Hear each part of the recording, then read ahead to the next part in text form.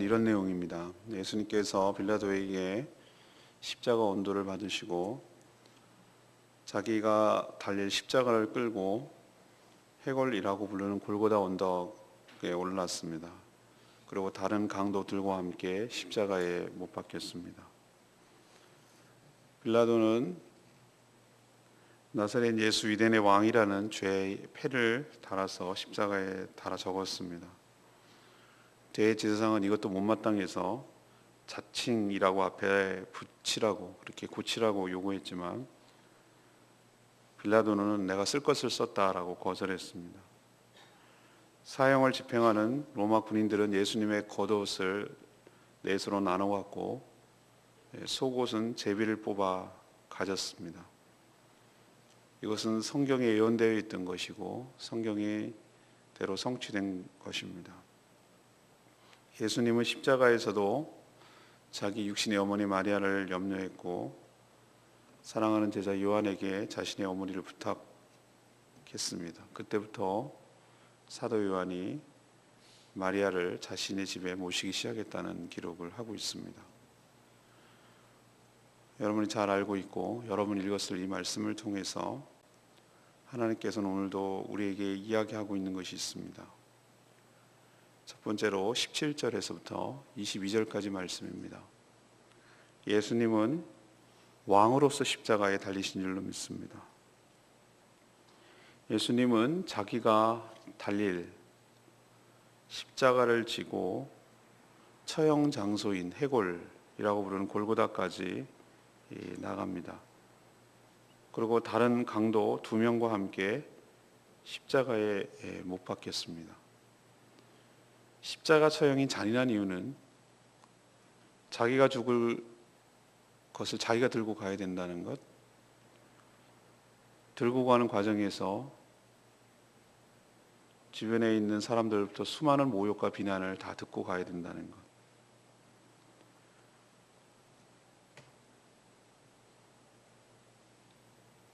멜 깁슨 이 영화를 한 것이 있는데 스코틀랜드와 영국과의 전쟁을 다룬 브레이브 하트라는 영화가 옛날에 있었습니다. 멜 깁슨은 스코틀랜드 대장으로 나오는데 영국과의 전쟁에서 결국 져서 붙잡혀서 모함을 받고 분열이 일어나서 잡히죠.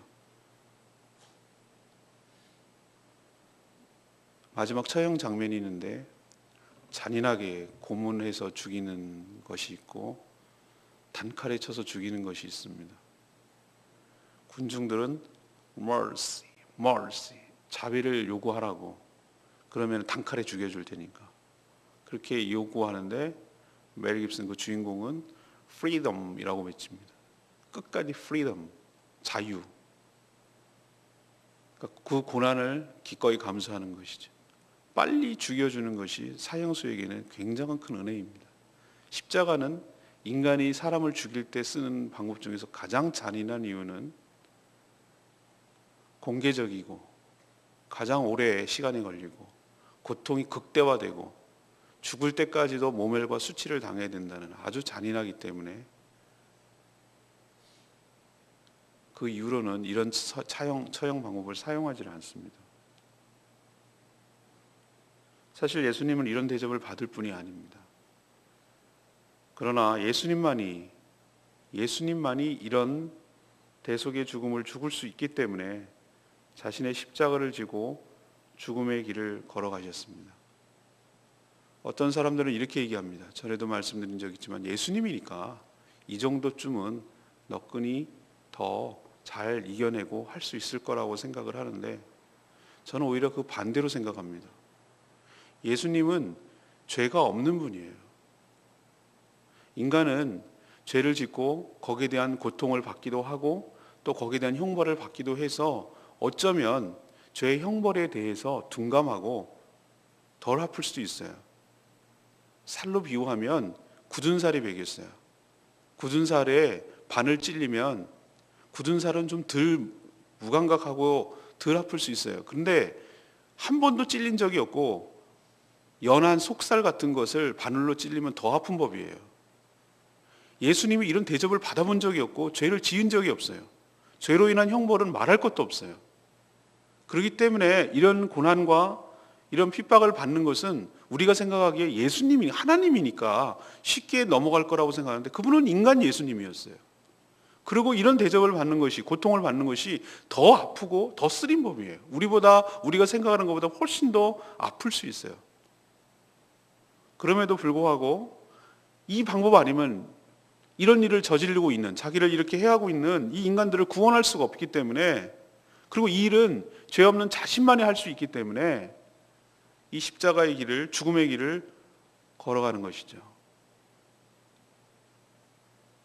관례에 따라 이 죄인이 왜 이렇게 십자가에 처형할 수밖에 없이 잔인한 인간인가, 그것을 보여주기도 하고, 너네들도 이런 죄를 지으면 이렇게 죽을 줄 알아, 일벌백계의 차원에서 이 죄인이 왜 죽는지 그 죄의 목을 폐에다가 적어서, 간판 같은 데 적어다가 십자가 위에 다는 습관이 있어요. 관습이 있어요. 어차피 십자가 처형이라는 것은 모든 사람이 보여주고 공개 처형이고, 이런 짓을 하지 말라고 하는 교훈을 주려는 그런 차원에서 십자가 처형을 하는 것이기 때문에 죄의 폐를 갖다 붙입니다.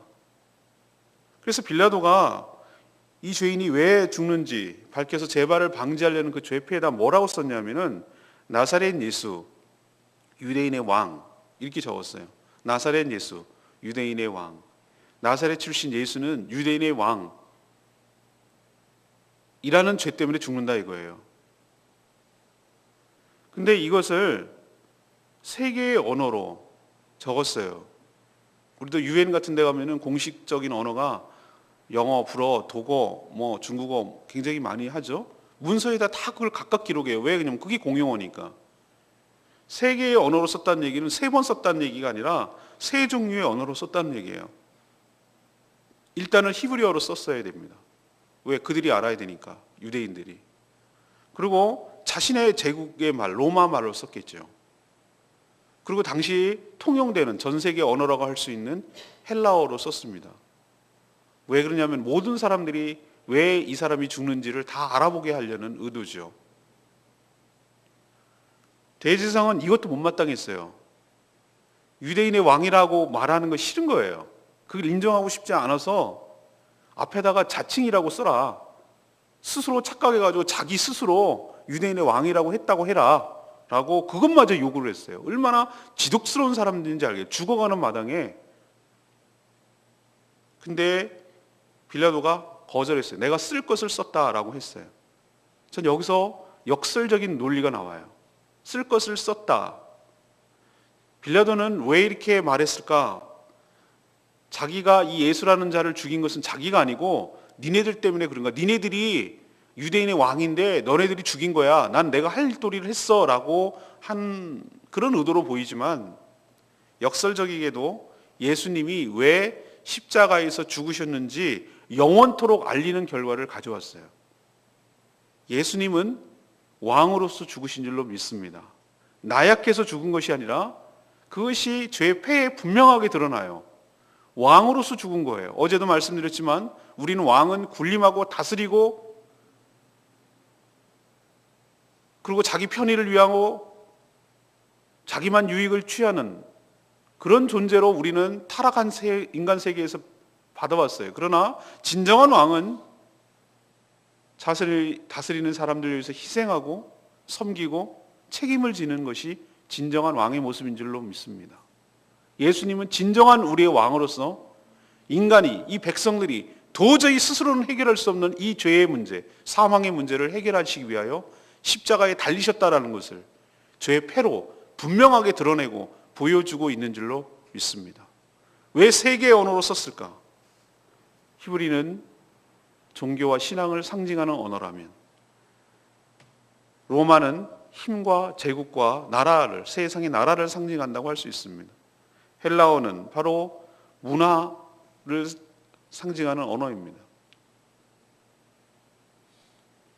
정치, 사회, 문화, 종교 모든 영역을 다 망라해서 이 세 가지는 당시에 통용하는 언어였지만 역설적이게도 예수 그리스도는 종교와 모든 신앙의 왕이시고 모든 제국과 나라와 권세의 왕이시고 모든 문화와 이야기와 이 모든 찬란한 문화의 왕이 되신다는 것을 죄의 패로 분명하게 드러내고 있는 줄로 압니다.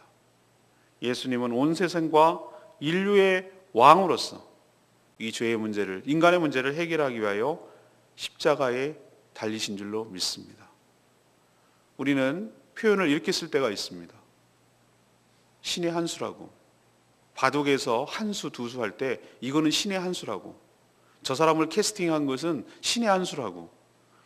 요 일을 행한 것은 정말 절묘한 신의 한 수였다고. 이세돌하고 알파고가 할 때도 이겼을 때 이게 신의 한 수다. 끼워 넣는 거. 바둑을 모르는 사람도 그 한 수 때문에 뒤집어졌다 이렇게 얘기를 합니다. 저는 신의 한 수야말로 바로 이것이라고 생각합니다. 하나님의 한 수. 인간은 무슨 일을 저지르려고 하는지 모르지만 하나님은 정말 절묘하게도 죄의 폐해를 이렇게 쓰게 함으로써 예수님이 왜 십자가에 달려셨는지를 극명하게 분명하게 드러내는 하나님의 한 수, 신의 한 수가 바로 이것이었습니다. 예수님은 왕으로 우리를 위하여 십자가에 달려 죽으신 줄로 믿습니다. 23절, 24절 말씀을 근거로 예수님은 성경의 예언을 성취하셨습니다. 예수님을 십자가에 못 박아 처형한 로마 군인들은 관례에 따라 아마 이런 일들이 자주 있었기 때문에 아주 익숙한 것으로 보입니다. 사형수의 옷을 차지하였습니다. 일종의 부수입이죠. 당시 유대인들은 겉옷 그리고 속옷 이렇게 두 가지 옷을 입었습니다. 요즘처럼 옷이 흔하지 않았던 때이기 때문에 귀하던 시절이라서 어차피 죽을 사형수의 옷은 사형을 집행하는 군인들의 몫이었습니다. 이게 아마 관례화되어 있던 것 같아요. 그들은 먼저 예수님의 겉옷을 벗겨서 그것이 네 깃으로 짜여진 것이기 때문에 네 깃으로 찢어서 나눠 가졌습니다.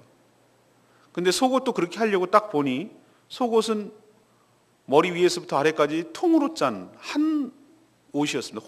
호일이지 않았다는 얘기는 이어지지 않았다는 뜻이에요. 이어서 만든 옷이 아니라 그냥 통으로 짠 옷이었기 때문에 만약에 이것을 나누기도 어렵고 나누면 그 가치가 떨어지기 때문에 그럼 어떻게 할까 하다가 제비를 뽑자. 그래서 누구 하나 몰아주게 하자라고 해서 제비를 뽑아가지고 결국 로마 군사 중에 한 명이 차지했습니다.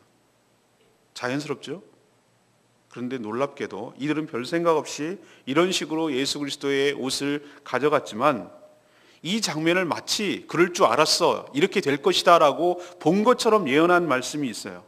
시편 22편 18절에 이것을 분명하게 예언해 놓고 사도 요한은 뭐라고 적었냐면 이런 현상을 두고 성경을 성취하려 함이라 라고 기록하고 있습니다. 왜 이런 표현을 쓸까? 이것은 바로 예수님이 정치적인 모함과 또 종교적인 배타성 때문에 억울하게 우연하게 우발적으로 죽은 것이 아니라 바로 예수님은 예언된 바로 그 메시아라는 것을 보여주려고 예고되고 예언되었던 그 메시아라는 것을 보여주려고 이런 표현을 쓰는 것이죠. 저는 이런 장면들 때문에 예수가 메시아라는 것을 더 믿게 됐어요. 개인적으로. 자, 예수님이 자기 의지로 십자가에 죽기를 자처할 수는 있어요. 내가 왕이다. 내가 바로 그다. 예수님이 실제로 그렇게 했어요. 네가 체포하려는 자가 나다. 네가 정말 유대인의 왕이냐? 바로 그렇다. 라고 얘기를 했어요. 이렇게 되면 죽을 줄 알아요. 그럼에도 불구하고 그것을 자처했어요. 여기까지는 자기 의지로 할 수 있어요. 그러나 지금 십자가에 달려 있는데 사형수인데 자기를 죽이는 로마 병정, 자기에게 못 박는 로마 군사들 보고 야, 내 옷 좀 나눠 가질래?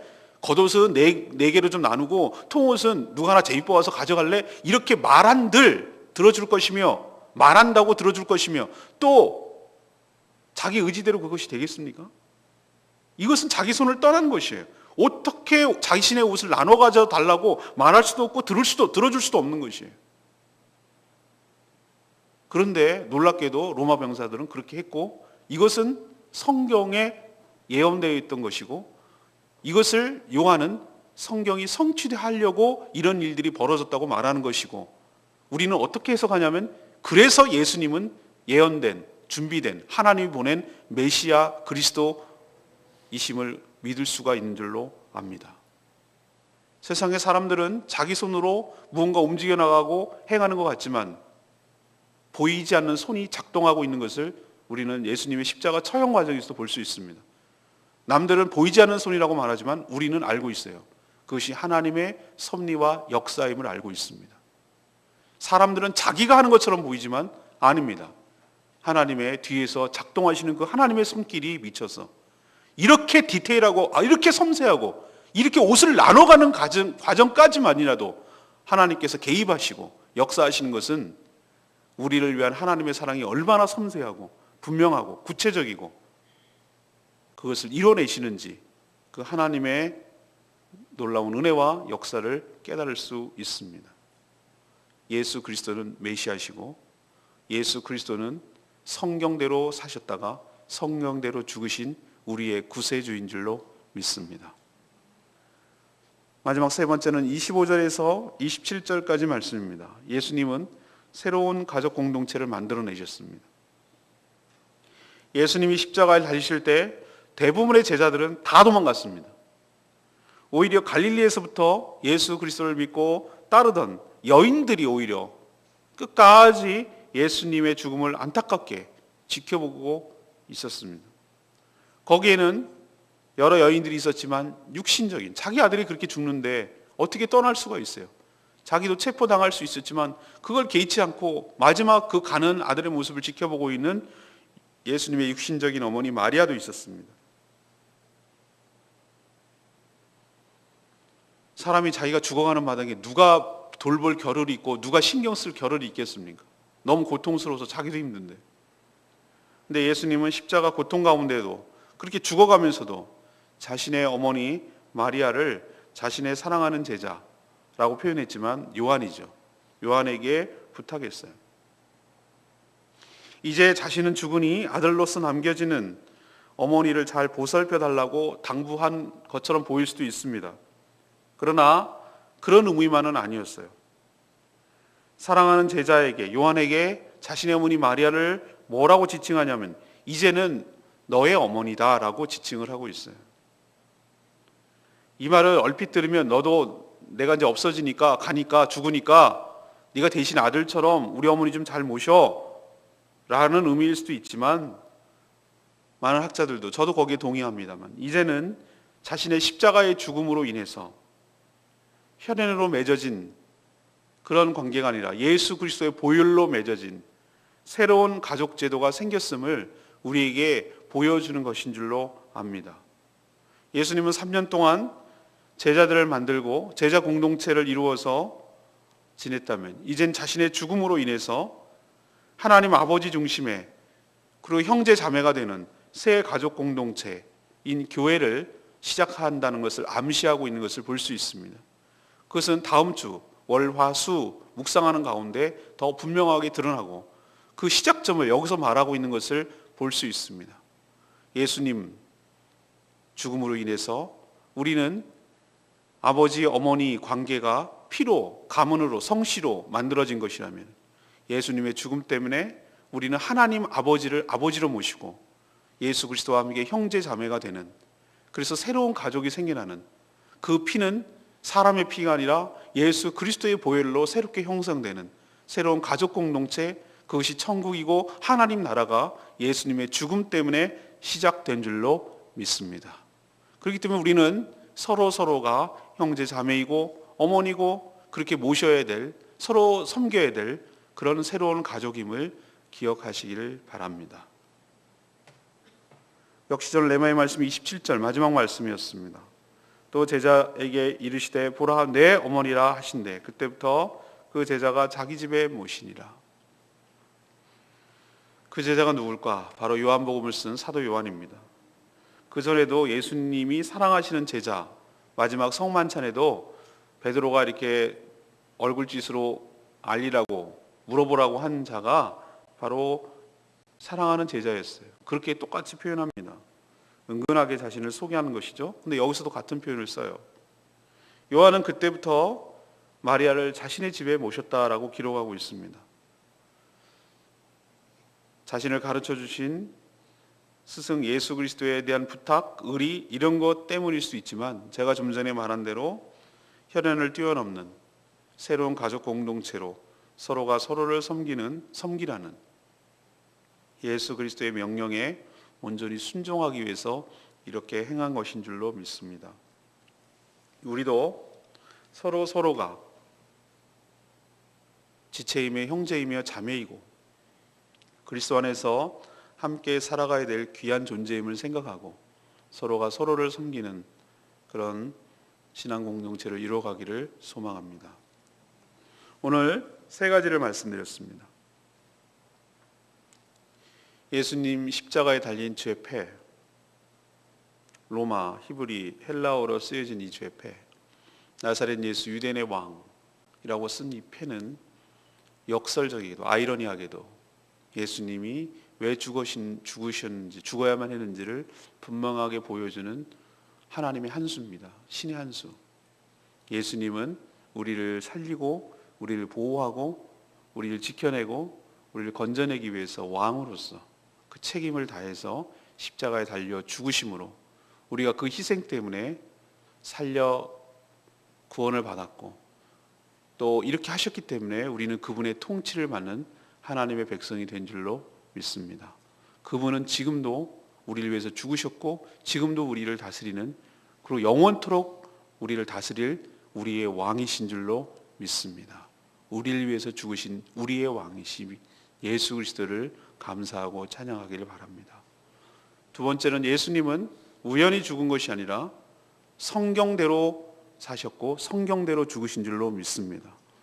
제 윗부가 나눠 갖는 이 과정까지도 예수님이 다리가 꺾이지 않고 창에 찔리고 이 모든 것까지도 다 성경대로 성취되려는 것이기 때문에 예수님은 바로 하나님이 보낸 메시아인 것이 확신합니다. 그래서 저는 믿을 수가 있습니다. 마지막 세 번째는 뭡니까? 예수님이 이렇게까지 희생해서 얻어내려는 것이 무엇이었습니까?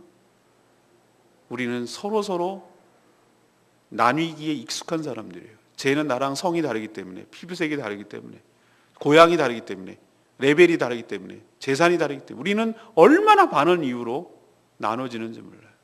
이런저런 이유 때문에, 저 사람이 싫고 저런 이유 때문에. 그러나 예수님은 십자가에 달리심으로 그 모든 담을 다 허시고 모든 그런 인간의 나눠지는 분열과 이간질하는 사단의 모든 담을 다 헐어버리시고 그리스도 안에서 하나로 통합하게 하시고 그리스도를 믿음으로 서로 형제 자매가 되므로 하나님의 자녀가 되므로 서로를 세우고 사랑하고 섬길 수 있는 새로운 가족 공동체를 열어주신 분인 줄로 믿습니다. 얼마나 감사한지요. 이 놀라운 십자가의 은혜와 의미를 생각하고 오늘 하루 경건하게 보내며 주님의 은혜에 감사하시는 복된 날 되기를 간절히 축원합니다. 오늘 말씀 붙들고 기도하기 전에 우리 찬양제 169장 부르고 기도하겠습니다.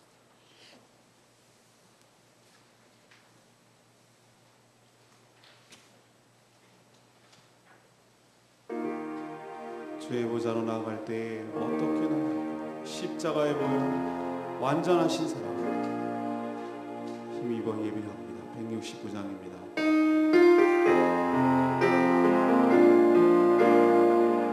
주의 보좌로 나아갈 때 주의 보좌로 나아갈 때 어떻게 나가야 할까? 나를 구원한 주의 자 그것을 믿으며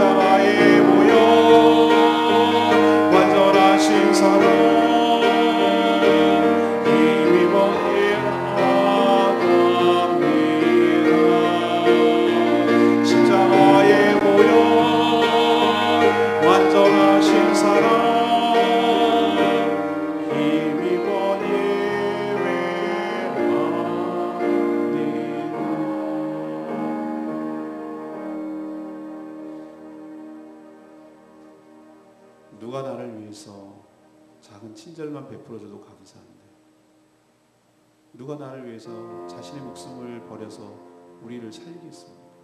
예수님밖에 없습니다. 부모도 그렇게 하는 게 쉽지가 않습니다. 근데 우리는 너무나 그것을 당연하게 여기고 그 은혜를 은혜로 여기지 않을 때가 많습니다.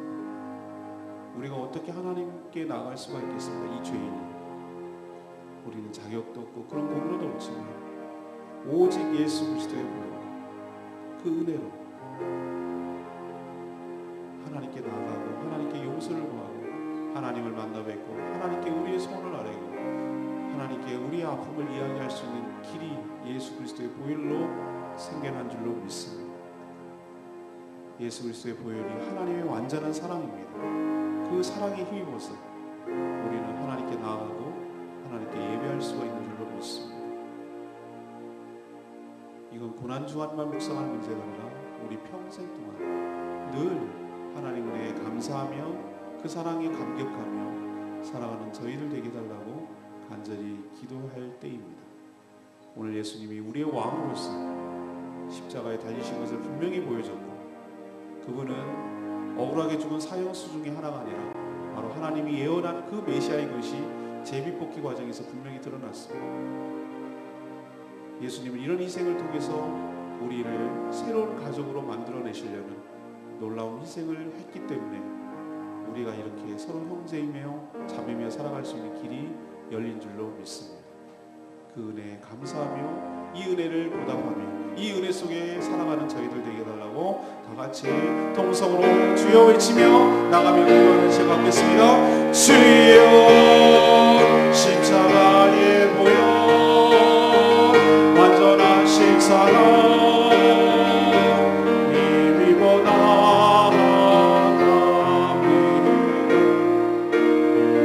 십자가의 보혈 완전하신 사랑 힘입어 예배합니다.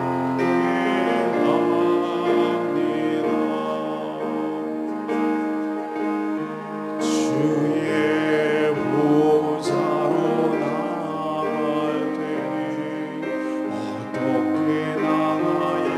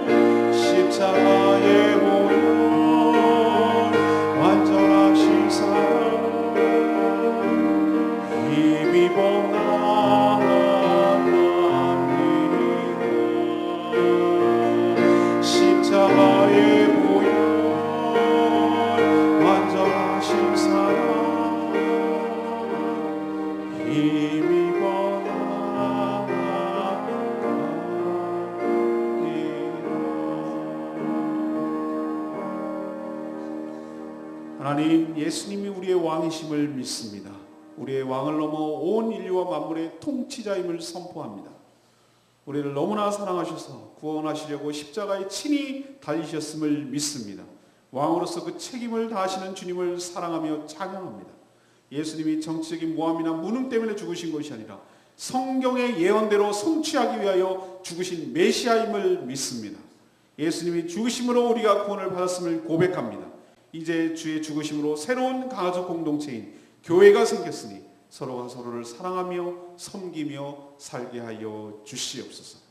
예수님이 십자가에 달리신 오늘 더욱 경건하고 주님의 고난을 묵상하며 살아가는 복된 하루 되게 하여 주시옵소서. 오늘도 저희와 동행하시고 오늘 마땅히 해야 될 저희들의 사명 잘 감당하는 날 되게 하여 주시옵시고, 어린이들 전도 잘하게 하시고 하나님 앞에 간구하는 기도 주여 응답하여 주시고, 연약하고 부족한 성도들 하나님께서 강하게 붙들어 주시옵시고 동행하시고 눈동자와 같이 지켜 보호하여 주시옵소서. 모든 것 주님께 맡기며 감사드리옵고 예수 그리스도의 이름으로 기도합니다. 아멘. 오늘도 승리하시는 하루 되시길 바랍니다. 여러분 삶을 축복합니다. 기도하겠습니다.